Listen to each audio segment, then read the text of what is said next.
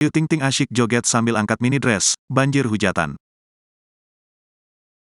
Asyik joget sambil angkat dressnya, pedangdut Ayu Ting Ting banjir hujatan. Aksinya tersebut bahkan sampai memperlihatkan celana ketat yang dipakainya.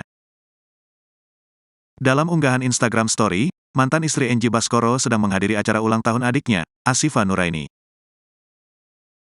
Ayu Ting Ting mengenakan mini dress berwarna pink Fanta yang panjangnya tidak sampai lutut. Dia pun dengan lincah menyanyi sambil berjoget dalam acara tersebut. Sayangnya, Ayu Ting Ting joget sambil mengangkat lalu mengibaskan dressnya hingga memperlihatkan celana ketatnya. Ibu satu anak ini bahkan melakukannya secara berulang sambil tertawa. Aksinya itu pun kemudian diunggah ulang di akun gosip di Instagram @lambu_danu. Senin, tanggal 12 Juni tahun 2023. Sayangnya, Ayu Ting Ting justru mendapatkan cibiran dari netizen.